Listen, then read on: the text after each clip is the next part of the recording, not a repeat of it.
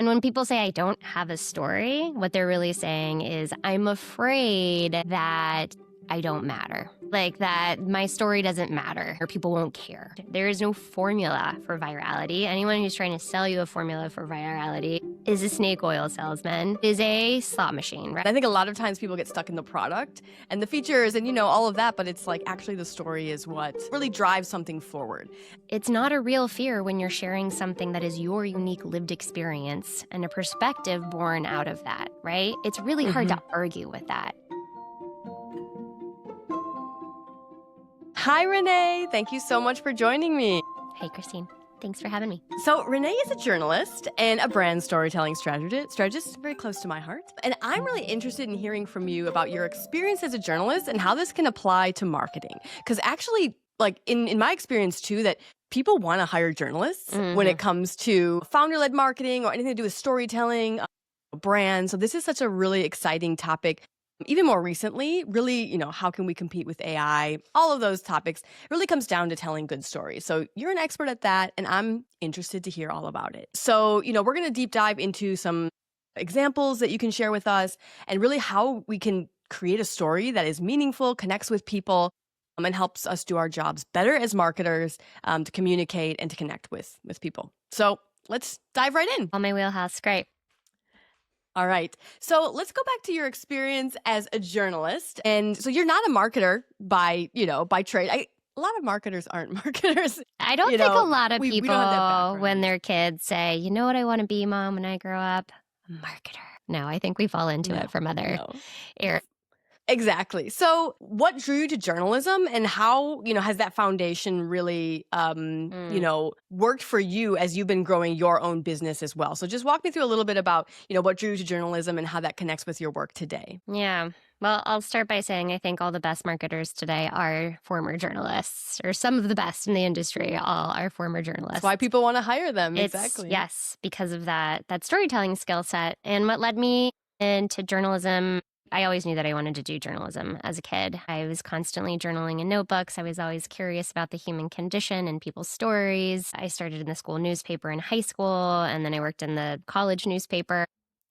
And then I even had a stint where I traveled abroad and I had a column. I was a columnist from Rome. It was called Ciao Bella. That was really fun. And I think what drew me to journalism, that's been the through line of my work, is just a real curiosity about people in the world and making meaning out of all of it, making meaning out of all the chaotic ways in which we humans do our human thing, and highlighting important underserved people and stories, all of that.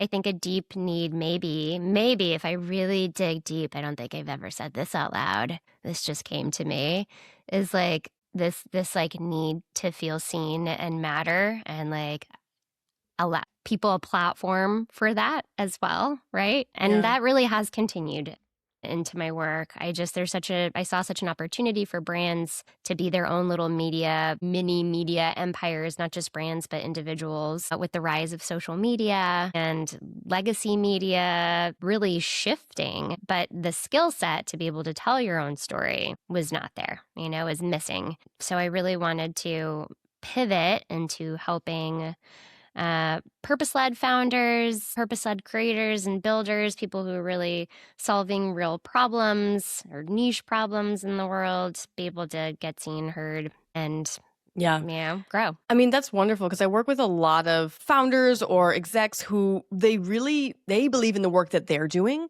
But I think without a story, it just doesn't travel as far, or it doesn't seem to connect. It can be very either samey, like they're not differentiated, or they haven't really dug into that why in themselves, because usually it ties back to whatever they're doing. It does tie back to something deeper, and people connect with that. People really want to hear your story. And I think a lot of times people get stuck in the product and the features and, all of that, but it's like actually the story is what really drives something forward. And even when I look at, my work, I do a lot of work on LinkedIn. And the stuff that goes viral genuinely is like story-led, story-based. And I just see it from all different angles. So I'm so excited to hear from you. Like my personal interest in this interview is just really understanding how you get to the stories? Like we know it's important, but how do you dig out the true stories? How do you keep going a layer deeper to get to that core? So let's see if we can get some Well, we could try it sense of on what that you. looks like. Well, would you like to? Sure. Would you like to Okay, be let's a see. client of mine for a Sure. minute? Sure. Let's see how you do your magic. Okay, Christine, tell me what you're doing right now and what your goals are. Yeah. So I'm primarily working with B2B founders and execs, some consultants. So still got a little broad range, but people who have something they're doing in the real world and it's not translating online. Like they're awesome people with awesome experience, or products or services and things that they believe in, I believe in. And when I decide to work with them and we want to get it seen by more people. So LinkedIn happens to be the channel that I do that, and really trying to find a way to get more visibility and then, awareness, and then eventually people to sign up for their product, service, whatever it is. So that's in a nutshell what I'm doing. And why are you focusing on this audience? Why this? So I've been, for the last, I would say 14 years or so, I've been working with founders or executives who are either too busy or they don't know how to communicate what they're doing. So I've always been the one who's kind of doing executive communications and working with people who, as I said, they have the stuff, the raw material.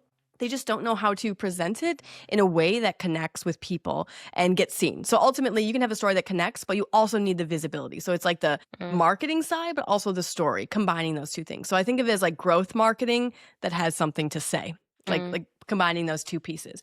And so it's something, Why does it's that? something I'm good at, and I just have been doing it, and I love this work. Okay, so you're good at it. You've been doing it for a while, and you love it. But why do you love it? Yes. Why does it matter to you? I think it's interesting that you mentioned earlier in this chat about being seen, or let's say being seen as a human. But I think, like, let's say that we spend a third of our lives working, most of us. And I think when it comes to work, I think doing something that gets visibility by the right people, it kind of like, that's what makes it worth it. Because you can be working your whole life and doing great work, but if nobody sees it, it kind of feels like you haven't met your potential for whatever project you're working on. And I think because these are things that people genuinely do spend their lives creating or working on, I want to let more people see that, because I think that that is kind of what makes work meaningful, and then what makes life meaningful at the end of the day. Doing things that get seen and connect with other humans. And was there a time in your life where you didn't feel like you were reaching your potential? Like you weren't being valued for the work that you were doing? Like you weren't being For seen? me personally? For me personally? I would say, I think I've always, you grow up as a kid and you definitely, at least if you, in the US, it's like in America, what do you want to be when you grow up? And you have those dreams. And I think, I always think back to like my family and like what would, in a sense, like what would they be proud of me for and what would I be proud of myself for? So I remember a moment when I was doing some work. I was a beauty live streamer at one point in my life. It was part of a marketing role where it's like, hey, do some live streaming as a beauty live streamer, sell lipstick. I still like lipstick and things. So like you sell lipstick through whatever. This was back in 2016 before it was like a thing. Okay. 2016 is the hot new year right now. 2016. Oh, yeah, exactly. Back in vogue. Okay. So 2016, you're selling lipstick. You're a beauty vlogger, essentially. And I did love the aspect, like I was a marketer at the time, so this is part of my job, but it wasn't like the whole thing. But when I did it, it felt like I have this experience of so I do speak Mandarin, so this was a company in Taiwan. I wanted to be using my Mandarin skill set, English skill set, marketer skill set, all these things that you grow when you grow up as a kid. You're kind of gathering these tools in your Swiss Army knife. And I felt like at that moment, it just felt like, I don't think I'm the one who needs to be beauty live streaming. It didn't feel like a match. It didn't feel like something I was proud of doing. I did it for about a year, but it was a moment where I definitely realized I somehow saw my grandma, and I was just thinking, I don't think grandma would be like, I don't care that she would like it or not, but it was like she could see that I could do more than that, if that made sense. So I was like, I don't think this is like my future. Yeah, right. It was kind of like my grandma was talking to me through my mind, like, hey, maybe you can do more than this. So it was kind of like a disconnect with my values, and as far as like, hey, I want to have a bigger impact and do more. Yeah, I think do more. And so that's just a moment that really comes to mind as something that I was like, all right, I ended up quitting the job and ended up moving into startups more fully and doing more things that resonated with me as a person. So let's go back to that moment. There was a pivot then Yeah. that happened. You realized you're like live streaming. If we were to be shaping this story as a story that you could start using as one of your your origin stories for why you're doing this work to resonate with your ideal audience who is feeling the similar pain point, right? Of Mhm. not being maybe valued or maybe not reaching their potential as it when it comes to visibility and being known and building whatever it is they're building. So bring us back to this moment. I would like drop us right into the scene. There I was, Yeah. it was like my fourth live stream, even though hundreds or thousands, I don't know, you tell us the details of eyes were on Yeah. me. And I was living maybe what would be some people's dreams. I thought, is this really all I'm cut out for?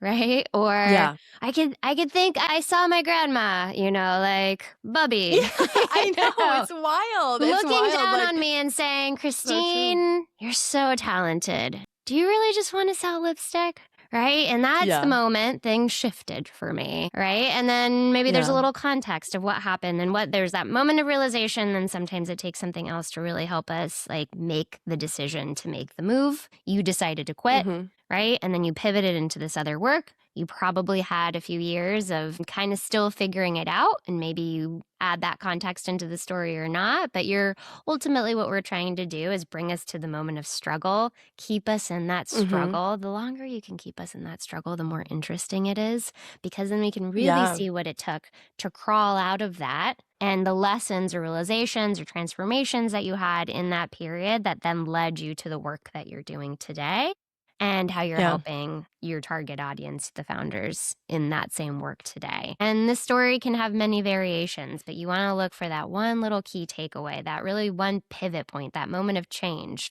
where Yeah. you realize you were cut out for more or like whatever it is with that was the mindset shift that led you from not reaching your full potential to like really Yeah. stepping into the spotlight of your life and being really aligned Yeah. with your values.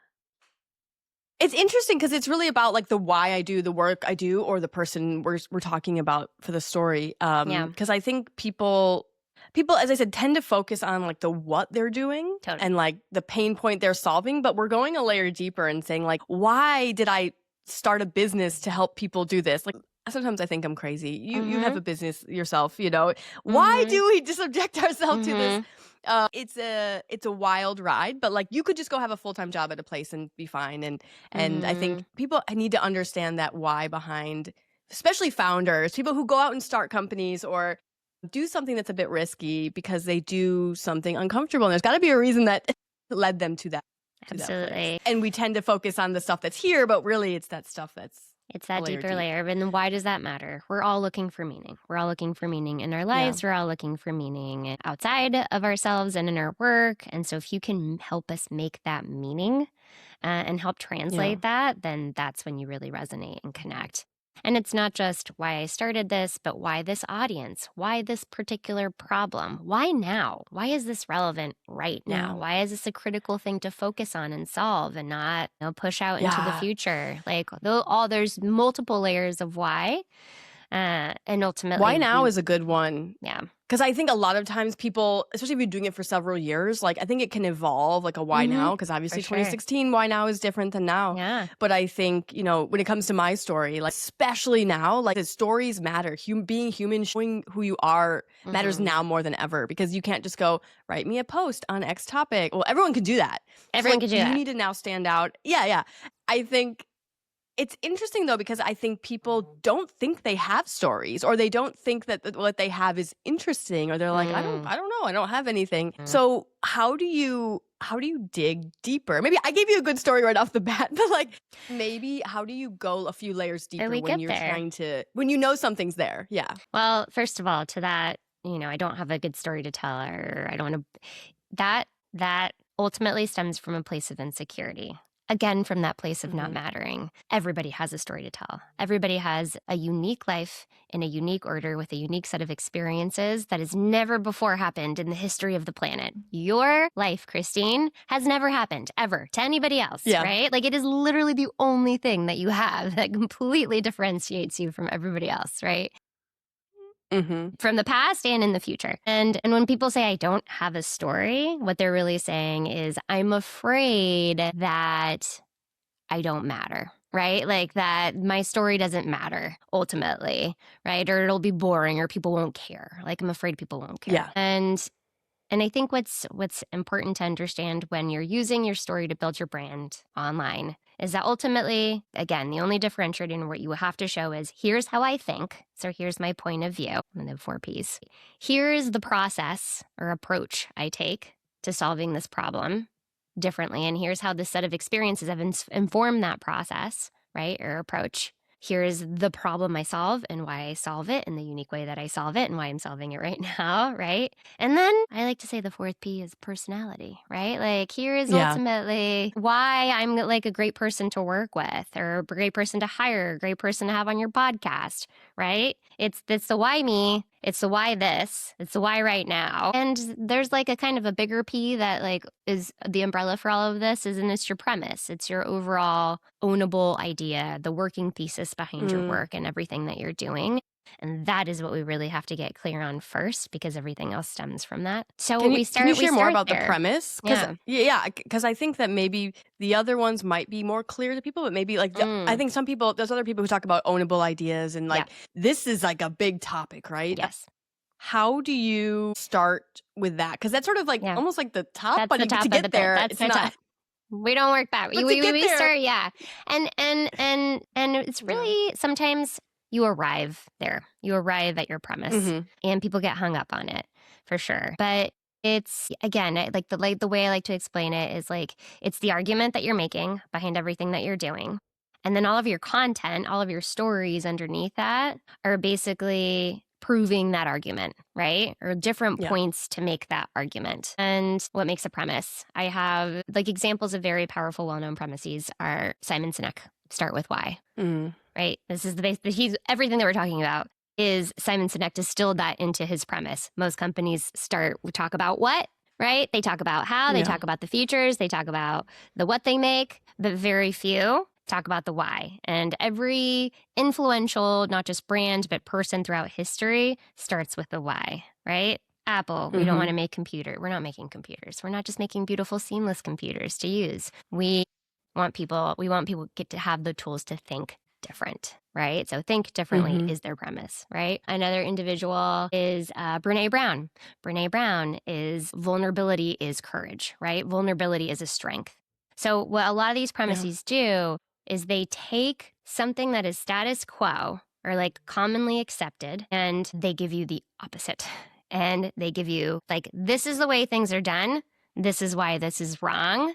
And this is the way forward, right? Like this is the future, the solution. And you kind of start there and you kind of make that argument and then you distill it down into that nice, neat little 3-word tagline, right? Start with why, vulnerability is a strength. What's his name? Think different. Would you say premise and point of view is the same or slightly different? It's slightly different. Premise is that main ownable idea, right? Like you can think of it as the tagline, and then point of view informs the premise. Your point of view is the perspective that informs that premise. But, it's all like we're all marketers making up these words, so it's like they're all kind of like the different ways of saying the same thing.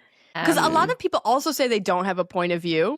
And so, or like, not a lot of people. There are people that I've worked with who say, just post anything you want for me. Like, I don't have a strong point of view. So I think, are there, or I don't, like, there are some people, I just want to go viral, right? Like, obviously, I now work with people who, like, you try to figure out what they actually have and try to shape it. But I think I recently talked to Nick Bennett. I don't know if you know who Nick Bennett is. Yeah, I do. He's great. Check out his stuff. And he was saying, you can't hand someone a POV, which is obviously you can't hand someone, say, this is your point of view. But as a marketer, a lot of times you're trying to like get something out of someone. But like, do you have any experience in like exercises that help to do this or like people that don't have it, you just choose not to work with? Any thoughts on this topic? It's the same sort of process. It's really a process of uncovering. I can't say I have Well, I mean, I have some frameworks for then packaging that point of view, but the process on Mhm. uncovering the point of view is just, it's an interview. It's a series of questions. It's kind of like what we did, Yeah. but I was focused on creating the story with you is a series of why and why does that matter and why does that matter and what's the point of that? And, what is the commonly held assumption or accepted point of view in your industry that you have a different take on, right? Mhm. And it's just it's an uncovering, and I think this is where the journalism background really helps because I'm so used to asking these hard questions that go deep. I actually had one podcast interview where he was like, "No one's ever asked me that, and I don't think I've ever said that out loud, and I don't know if I Wow. can publish this interview anymore because I'm not ready Oh for my that gosh, story to it be was yeah, shared." yeah. Oh, it's such a good Wow. interview too.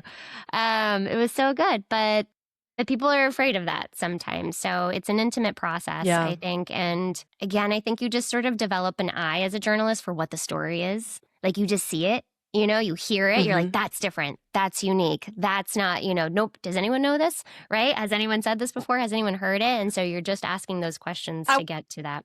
I wanna go deeper on the fact like, you hear something or somebody says something, and it's Mm-hmm. almost like the best story is the thing that they don't wanna share, Mm-hmm. Yeah. or that, like, if they 99% of the it's time. so what is the process like when now we're talking about sort of uncovering a story that will help somebody in their brand or in their company, how do Mm-hmm. you convince them? Because I feel like a lot of Mm-hmm. our job Yeah. is buy-in of Yeah, like, "Hey, totally. we've got this thing, can we use it?" Mm. Um, how because it is Good it's a question. vulnerable thing It sometimes to share those is. It stories. is. How do I convince them? Baby I don't steps. say convince, I say, how do you discuss with them Yeah. about it? It's I say let's do this in baby steps essentially. I'm like, okay, what is the most comfortable version of this tender story, right? Or this vulnerable Mhm. story that we can share publicly. And actually, I run cohorts and I have a community. So a lot of this work is done in a safe group of people and that helps a lot. Mhm. So you know that if it's not going to leave this room or this, this Zoom conference space, you're much more willing to share it. And what I find 10 times out of 10, when they do share it in that safe space and they see how it resonates, they get the reaction Mm. from this group of people that they've come to trust. That gives them the courage to then post it more publicly to, a big online forum full of strangers. And then the second part of Yeah. that is I basically coach them to trust themselves to be able to deal with the outcome of whatever it is. So there's like a line of questioning that happens there that's like, okay, let's talk about the worst case scenario that you're afraid of Yeah. if this story goes public and somebody reacts to it in a negative way. Then what? Okay, then what? Then what? Because ultimately, that fear is just like, I don't trust myself to deal with whatever the consequences of it is, to be taken out of context. Ultimately, especially in on the age of the internet now, everyone's afraid of being canceled, right? But when you Mhm. really, but that's, it's not a real fear when you're sharing something that is your unique lived experience and a perspective born out of that, right? It's really hard to Mhm. argue with that. It's really hard to say, you're full of shit or whatever because it's from your lived experience, right? In this perspective. So you can disagree with it, you can have a different opinion, and then you guys can have a conversation about it. Right? So ultimately, like anything Yeah. that goes negative on the internet for me, I take it as an opportunity to expand my perspective, right? Have a conversation with Yeah. somebody, or ultimately recognize like this isn't about me. This is about you, right? Mm. And separate myself Yeah. from the troll. But that doesn't happen. I do Hardly I ever do happens. think yeah, say I have found that LinkedIn tends to be a place with fewer trolls. I don't Yes. do other channels as frequently, sometimes. So I think LinkedIn is a safer space for some people to start. Yes.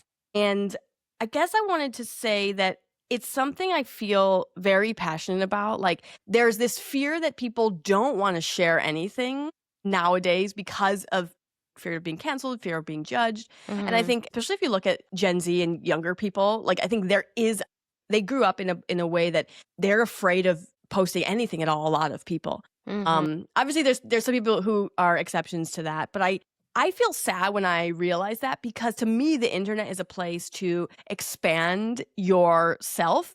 Like, if you look at it in the most positive perspective. And so the fact that people wouldn't share any of their life online, it feels sad to me because it's just like a loss of opportunity to potentially meet other people that they like. If you think back to why the internet was created, it was like the positive aspects of it are still so good.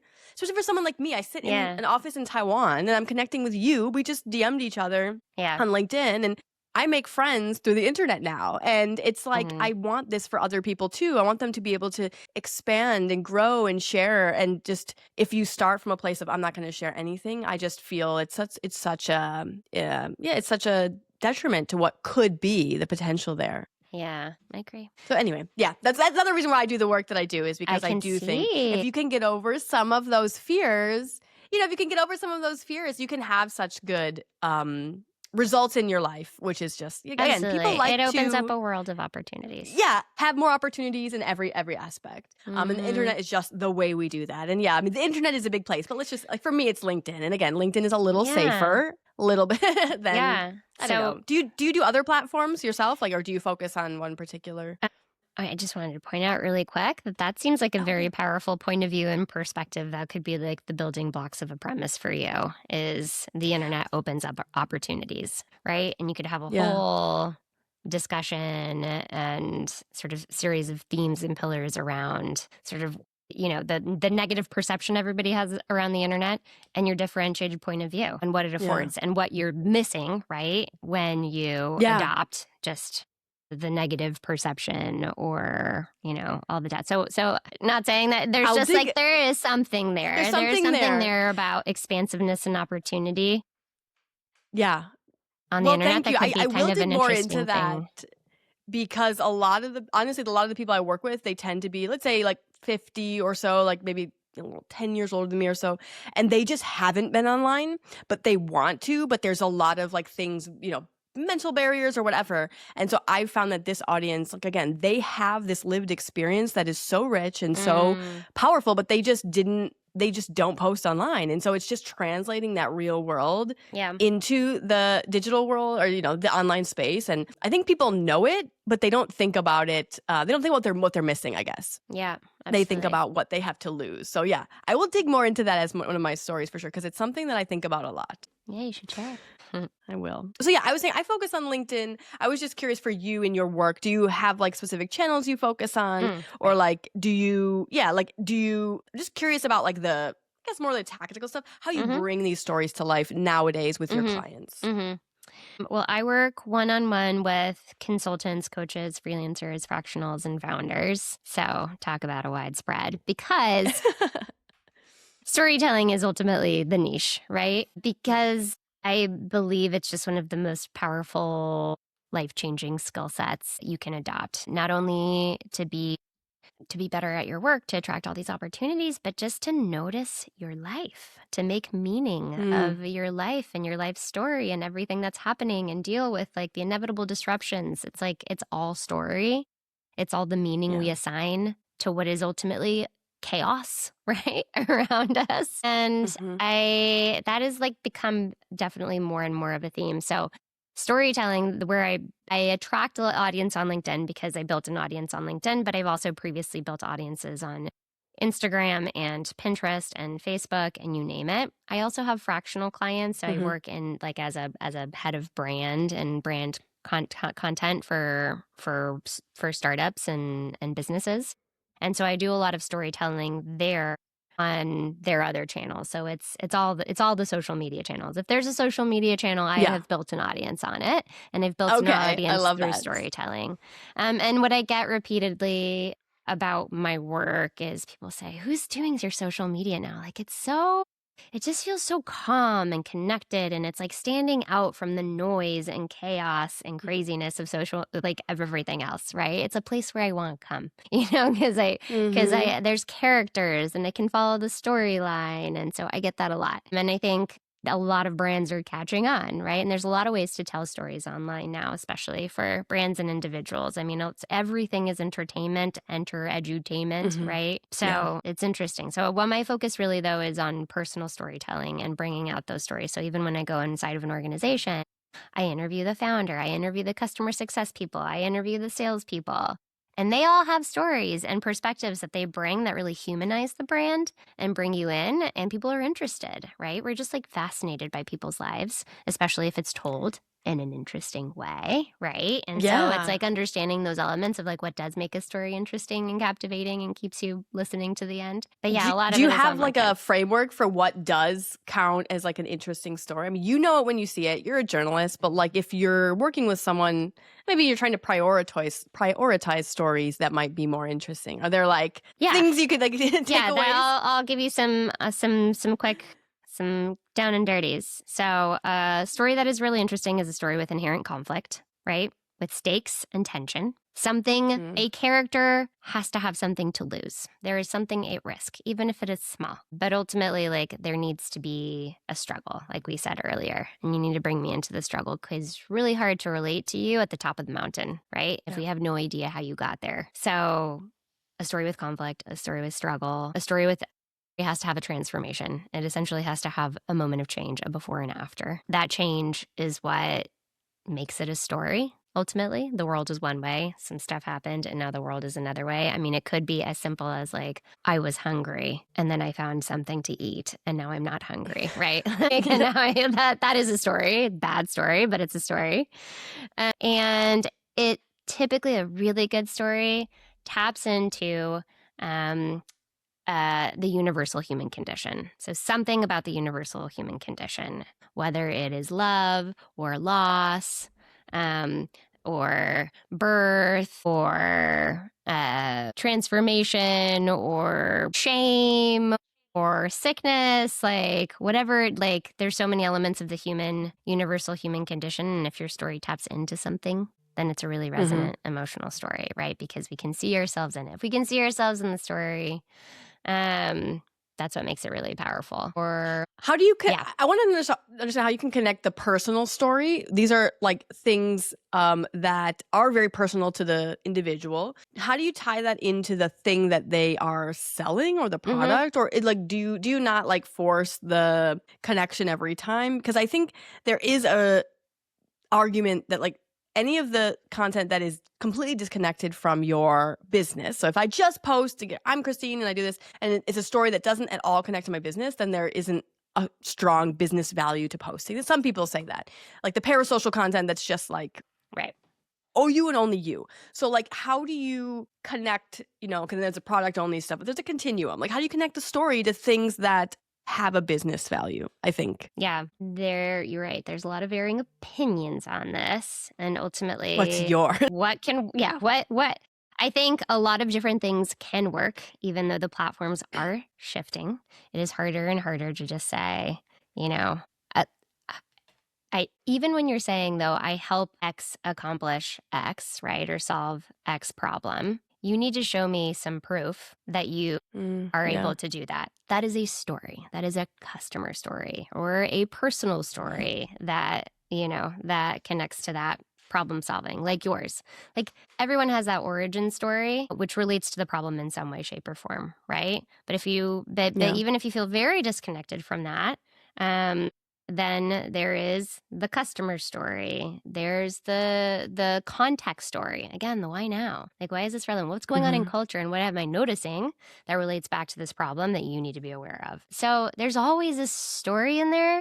And I think where it's getting conflated with like personal storytelling is like all that parasocial relationship building, which also is really effective, right? But Hmm. limited if all you do is parasocial content and nobody actually knows, What do you? what you do, who you help, and what problem you solve, So if that's Yeah. so people go, yeah, there's definitely like you need to have a balance. It's ultimately a balance.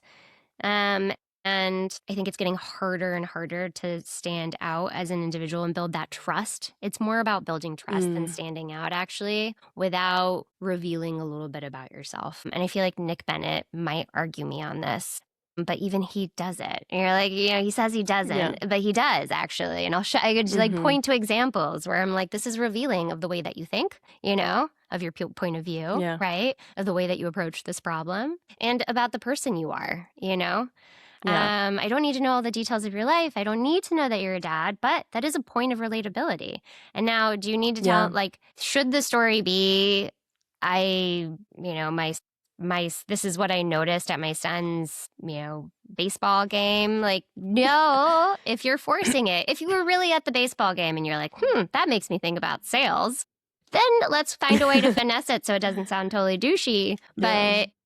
But it's honest, right? If it's honest and authentic, I think Yeah. where a lot of storytelling Yeah. gives you the ick, especially on places on LinkedIn, is like the guy who is like, "This is what my wedding," right? This Yeah. What it monumental taught me event about in my B2B life taught me sales. about B2B sales. And you're like, really, dude? I mean, maybe it did. I'm going to give you the benefit of the doubt, but that is a Yeah. stretch. And that's ultimately Yeah. like, if that is the meaning you're deriving from that event, then like, maybe I don't want Mhm. to work with you, but maybe that is appealing to somebody else who's like, guy's on Yeah, it all the yeah. time. Like, even his wedding, Never stop. So, I think I think it's interesting that okay, I guess because we're in this space, so there's a lot of people that have different opinions, but like I also think that there is a place for parasocial or just like sharing yourself. I think with anything, if you just take one type of content and only do that, it won't be sufficient because I I think agree. of it like you need a portfolio of ideas and ways that you communicate, and I you agree. need to keep yourself in it. Yeah, so I think it's just like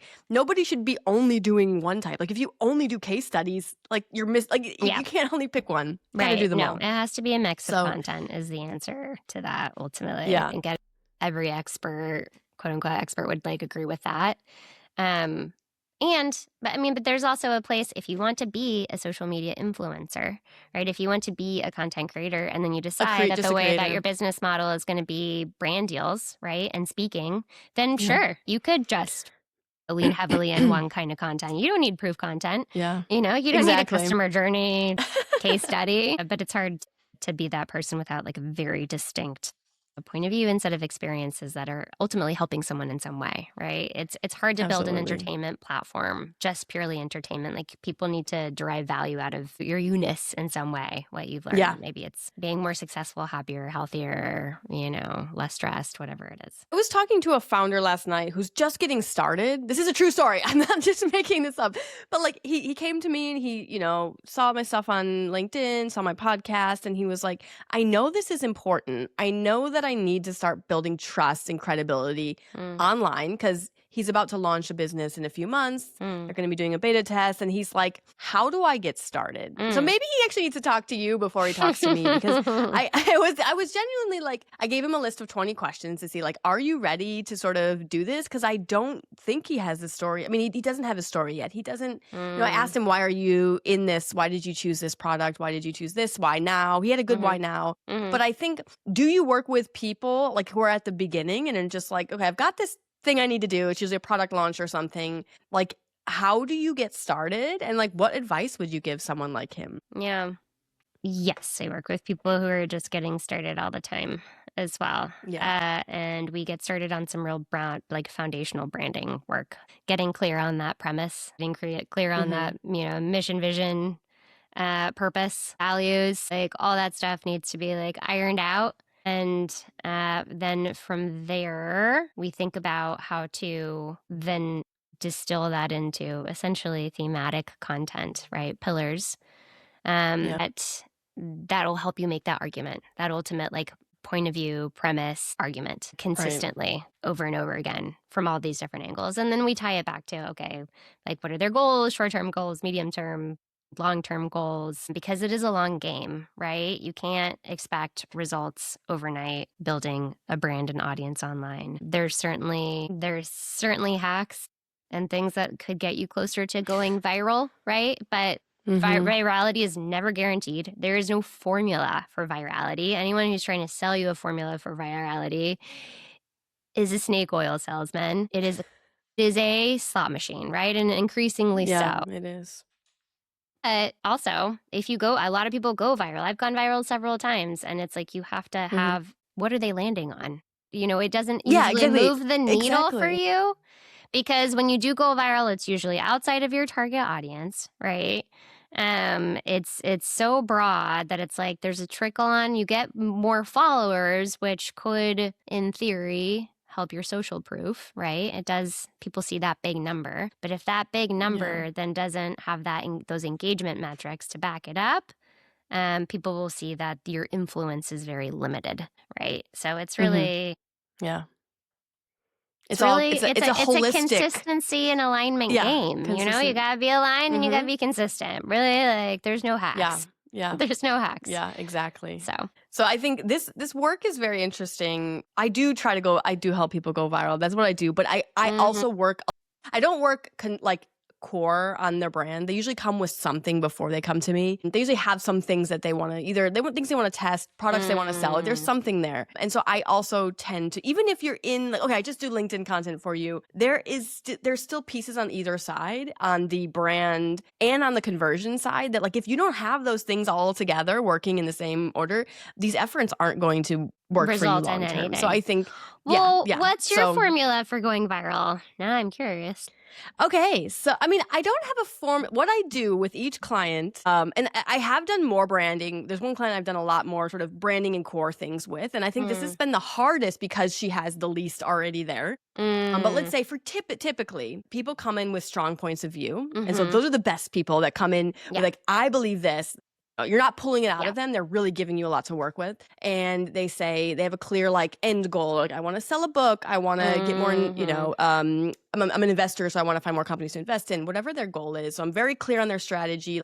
Why are we doing this kind of thing? Not just I Mhm. want to go viral. Mhm. And then typically with executives or founders, like, point of view is the way you go It viral. is. So Yeah. there's like point of view, and then there's like value content. So like I recently interviewed Vincent Pieri, who has Mhm. like how to go viral with infographics. So right, you can do like, I've started experimenting with that, but like I don't do infographics. That's not my thing. And that tends to be more like mainstream stuff. Like you can't imagine if you're like a founder selling to other executives, people aren't really like saving infographics, right? They're going to be more engaged and invested in commenting on point of view content. So like I work with primarily point of view content for executives, and I find a type that works for them. So Mm. like some people, it's we're testing these 3 themes, and then there's like this theme that just always goes viral. So it's very specific to that person's experience, but it's usually point of view related. And then you can say, okay, there's topics we want to test. You hit on one, and then you keep doing that one, and then they become known for this. So like I worked with one client, Devin Bramhall. So like if you check out her content, like that was something she had but wasn't sharing online until we've been working together for about a year. But like that, it was like taking what they have, figuring out what works, and then just doing more of that in more formats. And now she's launching, a newsletter focused on that topic, and really going. It's really the whole marketing It's a funnel, whole and but you funnel. use the Mhm. messages to test. And so the virality did help her kind of identify what products she wanted to build next and where she wanted to go with her audience. So that's a good example. But like I can't translate what works for Devin to my other client, Right. because you need to figure out what that client's doing. But there are tactics and things that you can test. But I can tell you, it's not just plug and play. It's not like do Right. this and then you're going to go And then you're gonna viral. go viral. Yeah.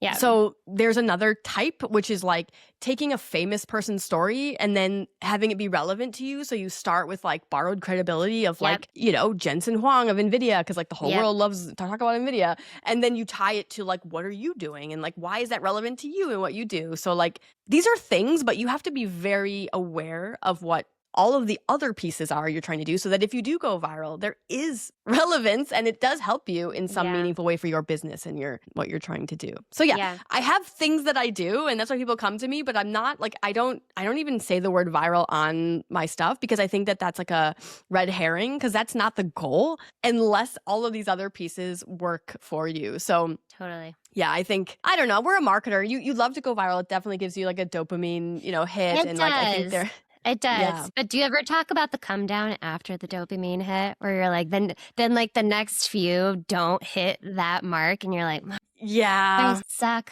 Try to, yeah, and then people work with me longer term, right? So no one's coming from me with like, let's Yeah. work together for a month and get a viral post. It's like, there's going to be these ebbs and flows, but we try to learn from what I have like, basically like, you can see why content was created. So like I have this very clear, like, we did this post for this reason. Right. If it went viral, we can go back and say, okay, should we do more of this? Like, and how should we do this? And did this lead to a spike in traffic to your website? Right. Like we try to look more at the impact of it Yeah. before we just go down that bandwagon. Because the bad thing could happen is that you go down that bandwagon and you get so far away, you just keep doing viral content that isn't connected to your Isn't business, connected. and you I end up see that a lot being too. like, what am I Yeah. doing? Yeah. Again, Because like why are we doing this? you end up creating ultimately only for an audience, right? And what for the algorithm wants, Exactly. which is, and it can be a lot of it. Where I've seen it go really wrong is with founders who are then like get really hung up on that negative rage bait ultimately. And that's what they Mm, become known for. There's actually a big case study. Gosh, I'll have to find it, but it was this guy on TikTok millions of followers, going viral consistently on this like rage bait kind of stuff, right? Yeah. He tried to sell a book. He thought he was like, I'm just going to post about this Oh. book and it's going to be a bestseller. Had the lowest sales of like anybody with his Wow. following because that virality wasn't connected to anything else, right? Like there was nothing to land Mhm. on. There was no actual business Mhm. there. But he figured out the Right. formula for virality with this particular engagement tactic, right? Mhm. But what didn't actually lead to any real influence or any real business outcomes for him. And it's Yeah, like, this is like exactly. a case study, right? So it's like, What not to do. but yes, what we are doing essentially is like what I call news jacking. So it can be a Mhm. person of influence whose story, but it can also be just like culturally relevant events right now. What is on everybody's mind? This is one of the Yeah. content buckets, essentially. That's like the context story. What's everyone thinking about? What's everyone Yeah. talking about? What's everyone worried about? And how do you have a perspective on that where you can jump in on that conversation and Exactly. say, here's another way of thinking about this. And now somebody follows you, is interested in your expertise, is a And credible these source these on talking about tactics, this. I mean, a lot of people know these tactics. I think these are things that, like, basically there's a set of tools that you can use for any channel, and they will evolve over time, but I think these are things that are pretty commoditized, I guess, right now. Like, you can look up formulas for these things, and Right. I think, honestly, the work upstream is it is the harder stuff. It's the Yeah. more important stuff. So it's like, I think people, but it's easy to get enticed by these things because it's like, oh, I saw that if you just do X, Y, and Z, it's a shortcut to It's a short. We to love growing my shortcuts. business, Yeah. right? And shortcuts never got anyone very far for very long. And I think if you are looking for someone to work with who says they can do these things for you, really push them at like what they do that's a layer deep or more, because I think, again, it's going to be harder and harder to get visibility online, I think, because there's going to be, at least for the time being, there's going to be more stuff to wade through. If you're a Mm-hmm. consumer or if you're in the audience, it's like, where am I going to see signals of things that are meaningful to me? Yeah. And so you really need to, again, move upstream, go into your stories, your experience. I work with clients and really just lay out, like, what are your points of view? What makes Mm-hmm. you, so that when we do any of this viral stuff, it connects and it makes sense for you. So I think that's just an important point I want to say, because everyone wants to chase virality. I get it, Mm-hmm. but you got to have the goods to go with it. Yeah, agreed. Yeah.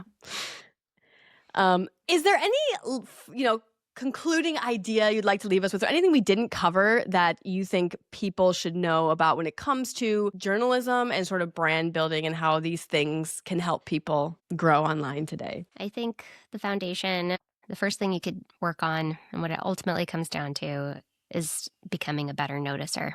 Really noticing internally what's motivating you, what's drawing you to this work, what's happening with your clients, where are there signals that you're like picking up on that other people are missing, and then noticing, like we were talking about, what's going on in the world, and then connecting it to what you Mhm. do, right? To connecting it to Yeah. your point of view. So it really starts, any good storyteller.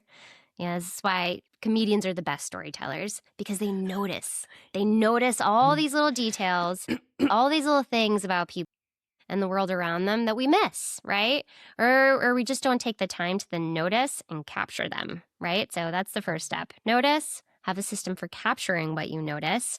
And then the third step is making meaning out of that and connecting it to your work, your clients, the problem you solve, the impact you want to have in the world, right? And ultimately where you're going with all of it, your goals. So I love that. Notice, notice, capture, capture, and and make make meaning of it. meaning.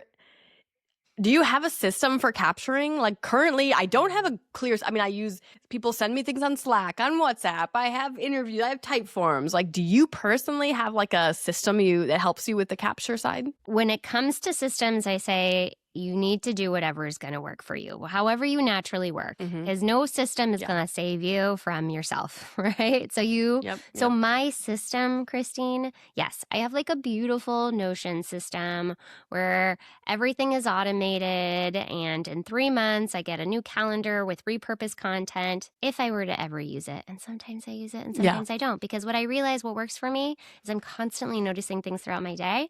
And you know what I always have on me is my phone. So I put it in my my Apple Notes. Yep. That's the system. The system is literally The jot down system. idea on Apple Notes, and then the next part of the system is on Fridays at 12 p.m. I have a calendar invite to myself where I go through and look at all the ideas, right? And then Mm, on Monday I start drafting and I edit and then I post. So that is my okay. system, and that works for me most of the time. But I'm a person that also works really on inspiration.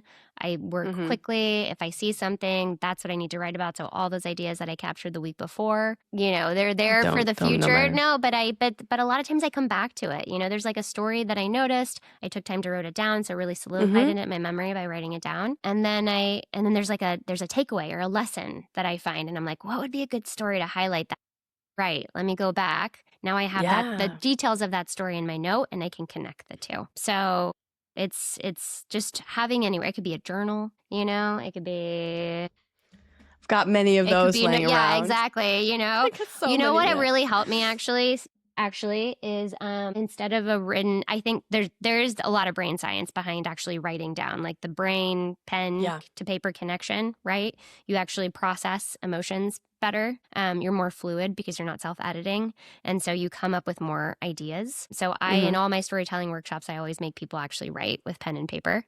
But I got a Yeah. Kindle Scribe, and so Oh, now I write it okay. with pen and paper on my Scribe, but I can share it with myself. It converts to text and I can share it. So I can actually turn it into a story that I write about online. I And love so that. I that love that. actually is a little hack that's been really effective for me. I might have to check that out. I have the regular Kindle, but I didn't even think about that. I mean, Yeah. sometimes, yeah. And you Yeah, can just Kindle text Scribe. it. Then you can Okay. just email it to yourself if you're like, this is a Yeah. story to write about for LinkedIn or, Yeah. a podcast or whatever. Have you tried Whisperflow or any of those like just sort of talk to text apps? I mean, I use ChatGPT to talk to text and capture the things and extract meaning, but I don't use it. There's Okay. something about writing it down that keeps it in my brain more, and helps Okay. me So think I it have through. some people that prefer, I think it Yeah, depends if you're like, it also totally some people are depends. just like the style that works for them, but like getting it out, I think in writing or even if it's speaking, like a whisper flow, something I've started using recently, Hmm. like get it out. That's like the first step, the source. I just posted last night, like the source has to be you. Like no matter what It we do, does. like no matter how much you use AI or whatever, like the source of everything is you. So like you got to get it out as the first step. So, well, Renee, I loved our conversation. I really appreciate you treating me like, using your journalist skills on me earlier in the call. And I will link all of your links below because I definitely am curious to follow more about you because this conversation started with a DM on LinkedIn, guys. So if Yeah. cold messages do work or just connecting with people does work. And yeah, I learned a lot from you. So thanks for spending an hour with me. Thank you, Christine. It was so nice to be